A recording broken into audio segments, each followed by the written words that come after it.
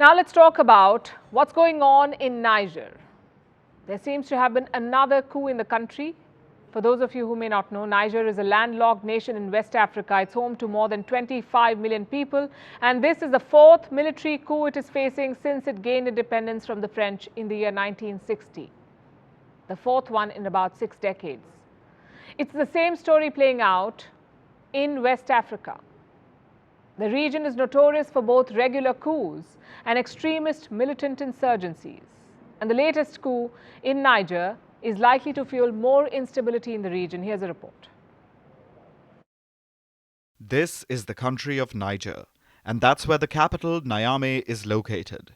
It's where a coup attempt is underway against President Mohamed Bazoum. Yesterday, he was detained by members of his presidential guard. The presidential palace was then sealed off. But as of this morning, Bazoum was still defiant. He tweeted this at about 10 a.m. He said Niger's hard-won democratic gains will be safeguarded. The country's military, however, seems to have other ideas. Yesterday, after they detained the president, members of the military released this statement. This day, July 26, 2023, we, the Defense and Security Forces, meeting within the National Council for the Safeguard of the Homeland, CLSP, have decided to put an end to the regime you know. This follows the continuing deterioration of the security situation and poor economic and social governance. Notice that an armed forces member read out this statement while flanked by 9 troops. It looked like a show of force. At the time, it was uncertain how much of the military was involved. Today, the rest of the country's military leadership has backed the coup. The army's chief of staff said the priority was to avoid destabilizing the country. Yes, the coup backers apparently don't want instability. The armed forces are also shutting down Niger's democracy. All political party activities are suspended until further notice. This could have been a response to what transpired yesterday.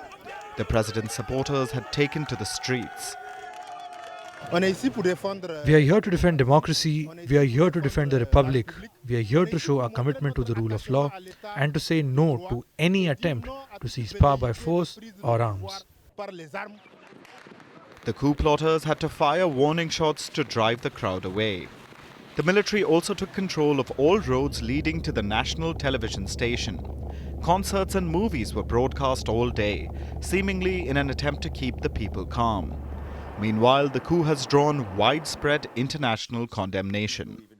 The Secretary General is following closely the situation in Niger. He condemns in the strongest terms any efforts to seize power by force and to undermine democratic governance, peace, and stability in Niger.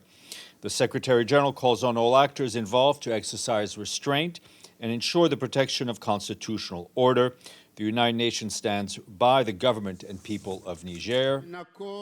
The Economic Community of West African States, or ECOWAS, have condemned the coup attempt. So has the African Union. The head of the African Union, who is in Russia for a summit, issued this statement from the podium today. I joined with the African Union and the communique it issued to strongly condemn the events in Niger, recommend the re-establishing of the constitutional order, and demand the immediate release of President Bazoum and his family. So there's definitely resistance to the coup. But will it matter? Both Niger and the West Africa region as a whole is quite used to military takeovers.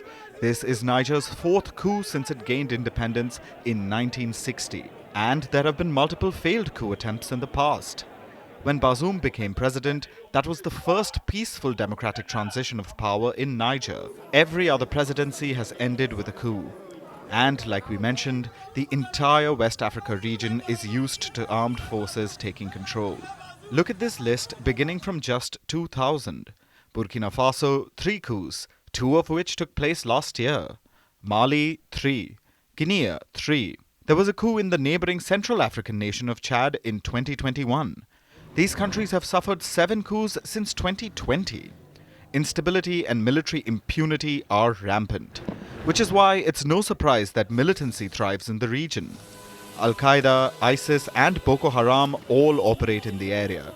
The region's militaries are supposed to be fighting the terrorists, but instead they're too busy toppling elected governments. And all the while, sandwiched between power-hungry troops and religious extremists are West Africa's citizens.